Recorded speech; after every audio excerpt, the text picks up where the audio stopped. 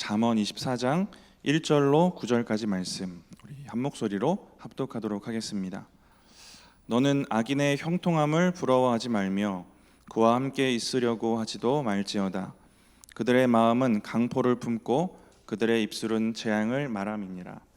집은 지혜로 말미암아 건축되고 명철로 말미암아 견고하게 되며 또 방들은 지식으로 말미암아 각종 귀하고 아름다운 보배로 채우게 되느니라.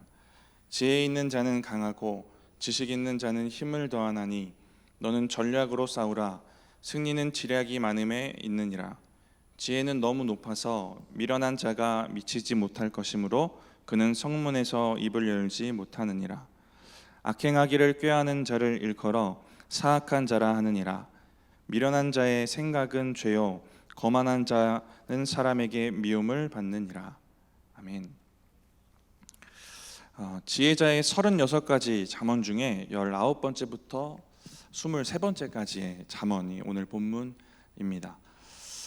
오늘 본문을 여러 번 읽고 묵상하면서 결국 중요하게 제 마음에 남겨져서 제 큐티책 맨 위에 커다랗게 적어놓은 문장이 하나 있는데, 속사람을 무엇으로 또 어떻게 채워갈 것인가 라는 이 질문입니다. 속사람을 채워가는 게 중요하겠구나, 이런 결론에 다다랐어요. 저의 묵상에서는 예수 믿는 사람들은 이 속에 있는 사람, 우리 속에 들어있는 것들이 중요합니다. 우리가 예수 믿고 구원받아서 그곳에 변화가 생겼기 때문에 그렇죠. 속사람이 바뀌면 삶의 태도가 바뀌고 인생을 바라보는 관점도 바뀌고 인생의 목표도 바뀝니다. 그래서 어디에 가치를 두고 살아갈 것인가, 이 가치에 대한 마음도, 이 생각도 변하게 됩니다. 예수 믿기 전에 가치를 두고 살았던 세상 것들을 내려놓고 이제 더 고귀한 가치를 바라보며 살아갈 수 있는 존재가 된 겁니다. 예수를 모르면 그렇게 살고 싶어도 못 사는데, 우리는 예수를 믿고 구원받아서 더 고귀한 가치를 바라보고 추구하며 살 수 있게 된 것입니다. 하나님의 뜻과 계획, 여기에 가치를 두고 목적을 두고 살아갈 수 있는 존재가 이제 되었다라는 것입니다. 이처럼 예수 믿고 우리의 속사람이 변하여지면 인생의 관점, 목적, 가치가 변하게 됩니다. 그러면 이제 삶이 변하겠죠. 근데 여전히 미련한 옛사람의 습관이 또 우리에게 나타나는 것들도 우리가 우리의 모습을 통해서도 경험하게 됩니다. 예전에 살아가던 인생의 관점을 다시 붙잡기도 하고, 그래서 예전에 바라보던 세상의 가치에 마음이 흔들리기도 하는 것입니다. 그러한 모습 중에 한 가지가 오늘 본문 1절에 악인의 형통을 부러워하는 이 모습입니다. 우리 1절 말씀 같이 한번 읽어보겠습니다. 너는 악인의 형통함을 부러워하지 말며 그와 함께 있으려고 하지도 말지어다. 이 부러운 감정이 생기는 것은 그 세상의 가치들을 아직도 사랑하고 있기 때문에 그렇습니다. 세상의 가치를 사랑하기 때문에 이걸 가진 사람이 이제 부러운 것입니다. 그래서 23장 17절의 말씀을 보시면 악인의 형통을 부러워하지 말고 하나님을 경외하라고 합니다. 악인이 가진 그거 부러워하지 말고, 그거 사랑하지 말고 하나님을 사랑하라는 것입니다. 악인의 형통이 이게 부러워지는 또 한 가지 이유를 저는 결핍과 불안에서 찾았어요. 그래서 수요일 새벽에 잠깐 나누기도 했는데요. 육의 삶을 유지하는데 우리도 무언가가 필요합니다. 우리도 이 결핍을 채워야 삶을 유지해 나갈 수가 있어요. 근데 그런 것들이 부족하다 느껴지고 결핍이라고 생각되어지기 때문에 이게 풍족하게 채워진 자들이 부러운 겁니다. 그리고 그것이 없는 불안감이 우리에게 생기는 거예요. 그런 결핍을 불안해하는 우리에게 하나님이 무엇을 하실까? 여러 가지 말씀이 있겠지만 지금 출애굽기를 청년부에서 나누고 있는데 이 34장에 이런 말씀이 있어요. 34장에 금송아지 사건 이후에 다시 한번 안식일과 절기에 대한 이 말씀을 주십니다. 그 내용인데 출애굽기 34장 21절과 24절 말씀을 우리 이어서 같이 한번 읽어보겠습니다. 너는 엿새 동안 일하고 일곱째 날에는 쉴지니 밭갈 때에나 거둘 때에도 쉴지며 이방 나라들을 내 앞에서 쫓아내고 내 지경을 넓히리니 내가 매년 3번씩 여호와 내 하나님을 뵈려고 올 때에 아무도 내 땅을 탐내지 못하리라. 밭갈 때나 거둘 때에도 쉬라고 얘기를 하십니다. 안식일에 대한 명령을 주시면서 농사를 지어보신 분들은 아시겠지만 이럴 때 쉬면 안 되는 거잖아요. 그럼 농사가 망하고 진짜 결핍과 부족에서 이제 불안이 생겨나게 되는 겁니다. 이 먹고 사는 문제에서 이런 먹고 사는 것에 대한 이 불안을 넘어서 안식일을 지켜라, 순종하라라고 하시는 것입니다. 하나님을 절대적으로 의존하고 하나님의 도우심을 전적으로 바라보라는 말씀입니다. 같이 읽었던 24절은 3대 절기에 모든 남자들이 하나님을 예배하러 가면 한 가지 벌어지는 상황이 있습니다. 그 땅을 지킬 군사도 사라지는 거예요. 그때에도 하나님이 그 땅을 아무도 탐내지 못하도록 하신다라는 것입니다. 이것도 동일합니다. 먹고 사는 문제를 넘어서 이제 죽고 사는 문제까지 전적으로 하나님께 맡기라는 겁니다. 우리에게 불안을 가져오는 것, 이게 없어서 부족해서 우리에게 불안을 가져오는 그 것들을 하나님께 내어드리고 맡기라는 것입니다. 하나님은 농사를 못 지어서 막 우리가 가진 것이 없고 먹을 것이 없어서 죽을까 걱정하고 불안해하는 그 마음을 넘어서 하나님을 더 전적으로 신뢰하라라는 이 말씀을 주시는 겁니다.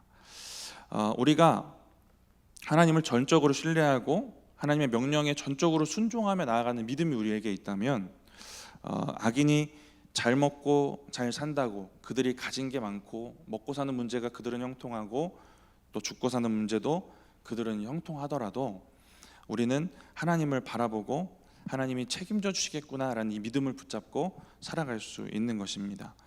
이러한 믿음이 저와 여러분 가운데 가득 채워지기를 축복합니다. 이처럼 악인의 형통에 부러운 이유는 그 세상의 형통에 대한 우리의 마음이 아직 정리가 덜 된 거일 수도 있어요.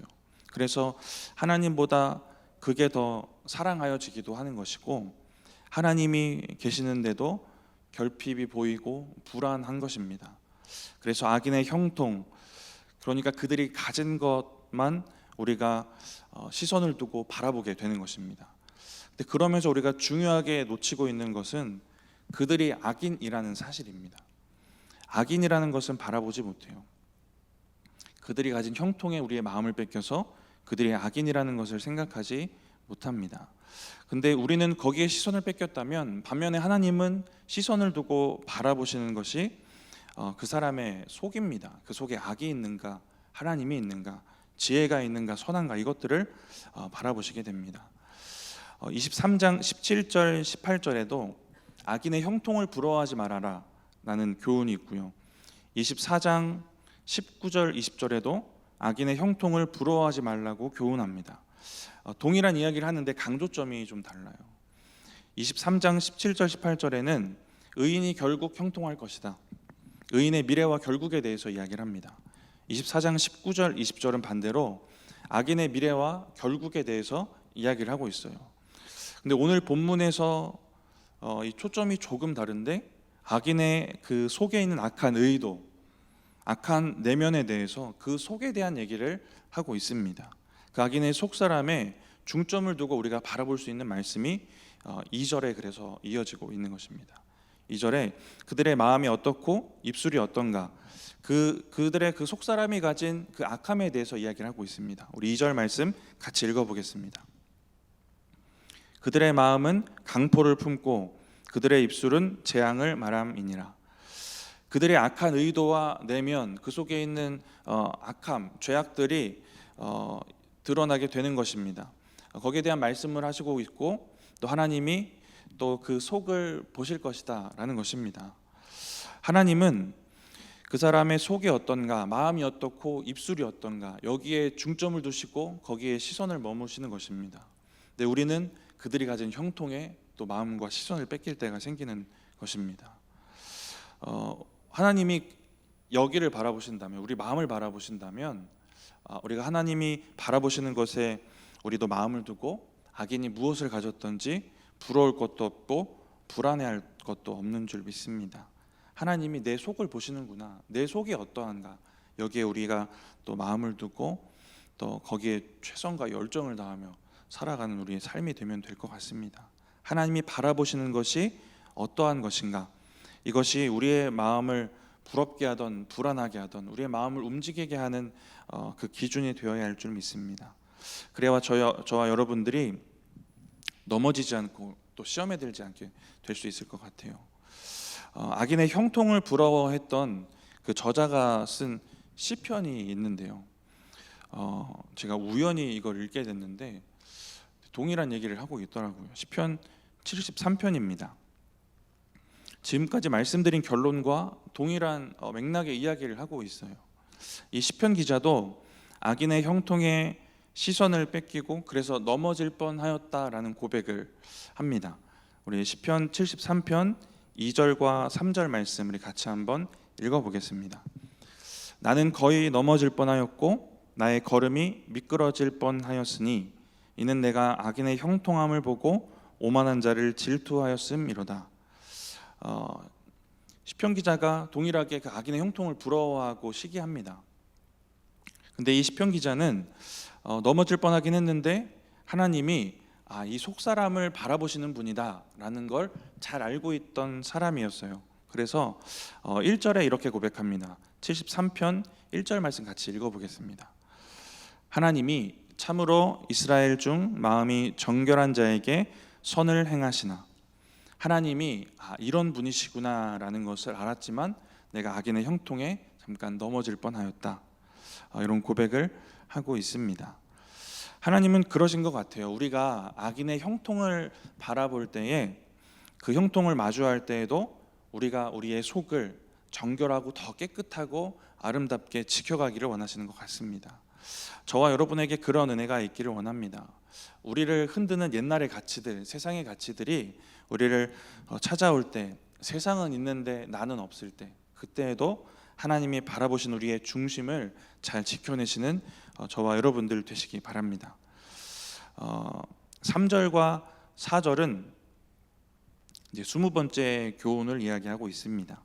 지혜와 명철과 지식에 대한 얘기를 하고 있습니다. 우리 같이 한번 읽어보도록 하겠습니다. 3절과 4절 말씀입니다. 집은 지혜로 말미암아 건축되고 명철로 말미암아 견고하게 되며 또 방들은 지식으로 말미암아 각종 귀하고 아름다운 보배로 채우게 되느니라. 3절 4절은 집을 비유로 얘기를 하고 있습니다. 성경에서 집이 등장할 때 우리의 몸을 의미하기도 했고요, 우리의 인생 자체를 의미하기도 했습니다. 근데 이 개념이 점점 확대돼서 가정, 교회, 나라로 또 의미가 확장되기도 합니다. 우리가 하나님을 믿는 사람으로서 마주하는 개인의 삶과 인생, 그리고 속해 있는 모든 것들, 그러니까 우리가 살아가는 삶의 영역에서 집처럼 세워져야 될 모든 영역들을 의미하고 있습니다. 우리 자신도 그렇고 내가 속한 가정도, 교회도, 또 나라도 굳게 세워져 가야 하는 것입니다.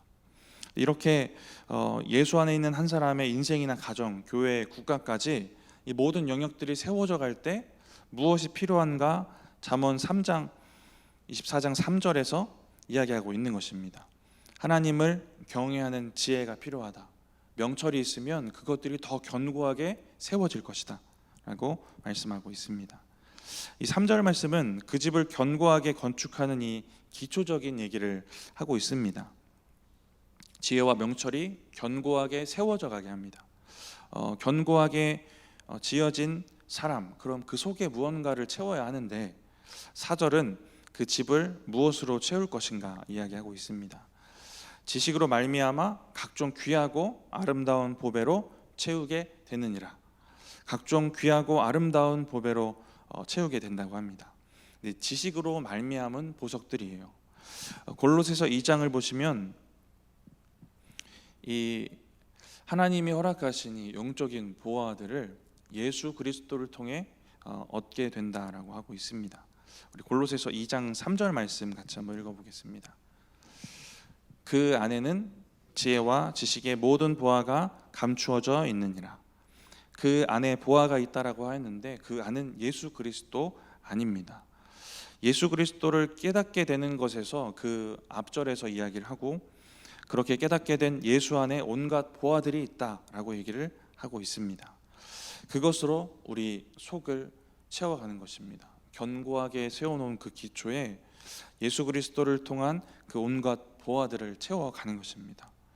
이렇게 지혜와 명철로 세워지고 예수를 아는 지식으로 인해 얻게 된 보화로 채워가는 것입니다. 그러면 저와 여러분의 삶이, 그 인생이 더욱더 하나님 앞에 견고하게 될 줄 믿습니다. 어떠한 것을 바라봐도 흔들리지 않고 넘어지지 않는 그러한 견고한 믿음이 되어질 줄 믿습니다. 이 속사람을 예수 안의 보화로 잘 채워가시는 그 견고한 사람 되시기를 축복합니다. 우리 이어지는 5절 6절 말씀 함께 보겠습니다. 21번째 교훈입니다. 우리 같이 한번 읽어보겠습니다. 지혜 있는 자는 강하고 지혜 있는 자는 힘을 더하나니 너는 전략으로 싸우라. 승리는 지략이 많음에 있느니라. 지혜자가 얼마나 강하고 힘이 있는가, 지혜가 얼마나 위대하고 놀라운 것인가 라는 얘기를 하고 있습니다. 지혜가 이렇게 우월하고 위대한 것이다 라는 교훈을 하고 있는데요, 강하고 힘이 있다라고 합니다. 어떤 번역에는 뚝심이 있다라고 번역이 됩니다. 흔들리지 않는 거예요. 뿌리가 깊이 박힌 나무처럼 흔들리지 않고 견고한 것입니다. 그래서 6절 말씀처럼 전쟁이 있어도 그러한 지혜가 있기 때문에 승리를 얻게 된다라는 것입니다. 지혜자에게는 흔들리지 않은 견고함이 있고 승리할 수 있는 그 넉넉한 힘이 그에게 있는 것입니다. 이 은혜를 삶에서 잘 누려가시는 저와 여러분들 되시기 바랍니다. 7절에도 그 지혜가 얼마나 고귀한가에 대해서, 놀라운 은혜인가에 대해서 이야기하고 있습니다. 22번째 교훈입니다. 우리 같이 한번 읽어보겠습니다. 지혜는 너무 높아서 미련한 자가 미치지 못할 것이므로 그는 성문에서 입을 열지 못하느니라. 미련한 자가 다가갈 수 없을 정도로 지혜가 위대하다라는 걸 교훈하고 있습니다. 지혜가 너무 높아서 고귀하고 값진 가치가 있는 것이라서 미련한 자가 미치지 못한다. 미련한 자는 그것을 이해하지 못한다라고 하는 것입니다. 5절부터 7절까지 이 두 번의 교훈을 통해 지혜가 얼마나 가치 있고 위대한가에 대해서 이야기합니다. 이렇게 가치 있는 것들에 시선을 두시고 이런 것들로 여러분의 속을 잘 채워가시는 은혜가 있기를 원합니다. 8절과 9절은 23번째 교훈입니다. 지혜의 가치를 이해하지 못하는 이 미련한 자들의 속은 어떠한가, 그들의 삶의 모습을 또 이야기하고 있습니다. 우리 8절 9절 같이 한번 읽어보겠습니다. 악행하기를 꾀하는 자를 일컬어 사악한 자라 하느니라. 미련한 자의 생각은 죄요 거만한 자는 사람에게 미움을 받느니라. 9절을 보면 그 미련한 자들의 생각에는 죄가 있습니다. 8절에 그들의 악행도 죄이지만 생각과 그 마음도 죄인 것입니다. 그들의 속사람이 가진 속에 있는 것들도, 들어있는 것들도 죄다라는 것입니다. 속에 있는 것들은 그것이 선한 것이건 악한 것이건 결국 밖으로 나오게 됩니다. 그래서 악인은 악을 생각하고 악이 밖으로 나와 악행이 되어지는 것입니다. 마가복음 7장에 보시면 예수님께서 바리새인들에게 너희 속에 있는 것들이 밖으로 나와서 더럽게 하는 거다라는 얘기를 하십니다. 바리새인이 얼마나 겉을 포장하고 그 경건의 모양을 갖추고 살았겠습니까? 그런데 결국 그 안에 무엇이 들어있는가가 중요한 것이고 그것이 드러나게 된다라는 것입니다. 저와 여러분은 속에 이제 무엇이 있을까? 무엇으로 또 채워가고 있을까? 오늘 이 잠언의 말씀을 붙잡고 하나님의 지혜와 예수 그리스도의 그 풍성한 보화들로 잘 채워가시는 저와 여러분들 되시기 바랍니다. 그렇게 하나님 보시기에 정결하고 깨끗한 그러한 저와 여러분들 되어지기를 원합니다. 그래서 세상의 잘됨을 부러워하지 않고 거기에 우리의 마음과 시선을 뺏기지 않고 세상 것 더 사랑하지 않고 주님 더 사랑하는 그러한 마음과 믿음이 저와 여러분의 마음과 그 믿음 가운데 더욱더 견고하여지기를 원합니다. 아까 함께 보았던 시편 73편 기자는 악인의 형통에 흔들렸던 자기를 돌아봅니다. 그리고 결론적으로 마지막 절에 이렇게 고백합니다. 우리 같이 읽어보겠습니다. 시편 73편 28절 말씀입니다. 하나님께 가까이함이 내게 복이라. 내가 주 여호와를 나의 피난처로 삼아 주의 모든 행적을 전파하리라. 이 동일한 고백을 붙잡고 사셨으면 좋겠습니다. 하나님을 가까이 하는 게 우리에게 복이 되는구나. 하나님 가까이 하고 더 경외하고 더 사랑하면 세상 것에 마음 뺏겨 불안할 것도 또 우리의 평안을 빼앗기지도 않을 것이다 라는 이 믿음이 저와 여러분에게 있기를 원합니다. 하나님을 가까이 하면 할수록 하나님이 우리의 속을 더 아름다운 것들로 채워가시겠구나, 이 믿음과 신뢰함을 가지고 살아가시는, 또 승리하며 나아가시는 저와 여러분들 되시기 바랍니다.